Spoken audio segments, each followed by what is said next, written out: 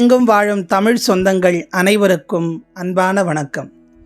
சங்கடங்கள் போக்கக்கூடிய சனி பிரதோஷத்தினுடைய பலன்களையும் அதனுடைய சிறப்புகளையும் இந்த பதிவிலே பார்க்கலாம். இந்த ஆண்டினுடைய முதல் சனி பிரதோஷம் வருகின்ற 14/2/2026 சனிக்கிழமை அன்று வர இருக்கிறது. இந்த சனி பிரதோஷத்தை தவறவிடாமல் அனைவரும் பிரதோஷ காலத்தில் சிவபெருமானை உள்ளன்போடு வழிபட்டால் நம்முடைய சங்கடங்கள் நீங்கும் என்பது சத்தியமான உண்மை. துன்பங்களால் வாழ்வில் திகைத்து போய் சோர்ந்து நிற்கும் அன்பர்களுக்கு சனி பிரதோஷம் என்பது ஓர் அருமருந்து. இந்த வாழ்க்கைதான் பார்க்கடல். அதில் அமுதம் என்பது நாம் அனைவரும் விரும்பும் மகிழ்ச்சி. ஆனால் வாழ்க்கையில் நம் முயற்சிகளுக்கு பலன்களாக கிடைப்பது விடம் என்னும் துன்பம்தான். அதற்கு அஞ்சி நாம் கண்ட இடங்களுக்கும் ஓடுவதை விட சிவன் சன்னதிக்கு செல்வதே சரியான தேர்வு. காரணம், அவரே நம் துன்பம் என்னும் விடத்தை விழுங்கி மகிழ்ச்சி என்னும் அமிழ்தத்தை அருள்வார்.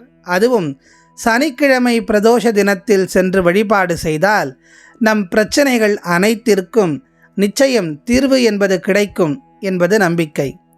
ஆதியில் அமுதம் கடைந்த போது அதில் எழுந்த ஆலகால விடத்தை உண்ட சிவபெருமான் மீண்டும் எழுந்து ஆனந்த தாண்டவம் ஆடியது ஒரு சனிக்கிழமை திரையோதசி திதி தினம்தான். எனவேதான் சனிக்கிழமைகளில் வரும் திரையோதசி திதிக்கு மகா பிரதோஷம் என்ற பெயர் உண்டானது. பெயரில் மட்டுமல்ல, வழிபடுபவர்களுக்கு வரங்கள் அருள்வதிலும் சனிக்கிழமை பிரதோஷம் மகா பிரதோஷம்தான். பொதுவாக பிரதோஷ நாளின் பிரதோஷ வேளையில், அதாவது மாலை 4:30 மணி முதல் 6 மணி வரை இறை வழிபாடு செய்வது, அதிலும் குறிப்பாக சிவாலயம் சென்று வழிபாடு செய்ய வேண்டியது மிகவும் அவசியம். காரணம், இந்த நாளில் பிரதோஷ வேளையில் அனைத்து தெய்வங்களும் சிவன் சன்னதியில் அவரை வழிபட எழுந்தருளி இருப்பார்கள் என்றும், அந்த நாளில் சிவன் சன்னதியில் வைக்கும் கோரிக்கைகளை அந்த தெய்வங்கள் உடனே ஆசீர்வதிக்கும் என்பதும் நம்பிக்கை. அதிலும் சனி பிரதோஷ வேளையில் நாம் சிவபெருமானை தரிசனம் செய்வதாலே நமக்கு நற்பலன்கள் உண்டாகும் என்கிறார்கள். சனி பிரதோஷத்தன்று வழிபாடு செய்தால் ஓர் ஆண்டு முழுவதும் பிரதோஷ வழிபாடு செய்த பலன்கள் கிடைக்கும் என்கிறார்கள் பக்தர்கள். சனிக்கிழமைக்கும் சனி பிரதோஷத்திற்கும் சனி பகவானுக்கும் ஒரு தொடர்பு உண்டு. சனிக்கிழமை சனி பகவானுக்கு உரியது. சனி பகவான் நியாயாதிபதி. நம் கர்மங்களுக்கு ஏற்ப வாழ்வில் நன்மை தீமைகளை அருள்பவர். அதற்கு ஏற்பவே நம் ராசி நட்சத்திரங்களில் சனி பெயர்ச்சிகள் நிகழ்கின்றன. நன்றாக இருக்கும் வாழ்வில் திடீரென்று தீமைகள் நிகழும்போது ஏன் நமக்கு இப்படி நிகழ்கிறது என்பதை நினைத்து நாம் குழம்பி போவோம். ஆனால் அதன் காரணம் ஆராய்ந்து பார்த்தால் அது சனி பெயர்ச்சியோடு தொடர்புடையதாகவே இருக்கும். சனி பகவான் ஒரு ராசிக்கு 1, 2, 4, 7, 8, 12 ஆகிய இடங்களில் சஞ்சரிக்கும் போது நம் கர்மாவில் உள்ள தீவினைகளுக்கு ஏற்ப பலன்களை கொடுப்பார். அப்படி துன்பப்படுபவர்களுக்கு அருமருந்தாக விளங்கக்கூடியது இந்த சனி பிரதோஷம்தான்.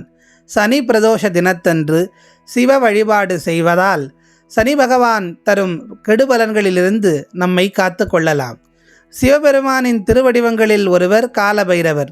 சனி பகவான் காலபைரவரை குருவாக ஏற்று வழிபாடு செய்தவர். எனவே தன் குருவான சிவனை வழிபடுபவர்களை சனி பகவான் தொல்லை செய்வதில்லை.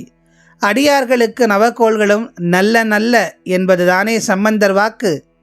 குறிப்பாக சனி பெயர்ச்சியால் தற்போது துன்பப்பட்டு வரும் மிதுனம், கடகம், துலாம், தனுசு, மகரம், கும்பம் ஆகிய ராசிக்காரர்கள் கட்டாயம் சனி பிரதோஷத்தன்று சென்று சிவ வழிபாடு செய்ய வேண்டும்.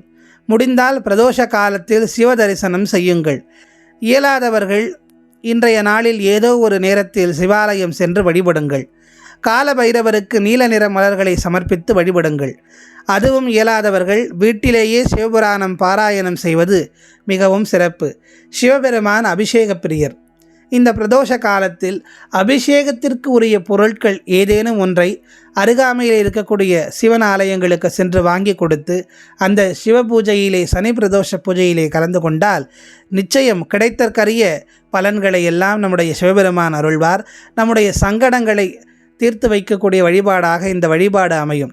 எனவே கிடைத்தற்கரிய இந்த சனி பிரதோஷ நாளில் சிவ வழிபாடு செய்து அனைவரும் நம் துன்பங்கள் நீங்க பெறுவோம். சிவாய நம. சிவாய நம என்று சிந்தித்திருப்போருக்கு அபாயம் இல்லை. தவறவிடாதீர்கள். வருகின்ற 14/2/2026 சனிக்கிழமை வரக்கூடிய சனி பிரதோஷத்தில் சிவபெருமானை உள்ளன்போடு உள்ளம் உருகி கண்ணீர் பெருகி வழிபட்டால் சிவன் நம் சிந்தையில் நின்று நம்முடைய துன்பங்களை தீர்த்து அருள்வான். மீண்டும் அடுத்த பதிவில் சந்திப்போம். நன்றி, வணக்கம்.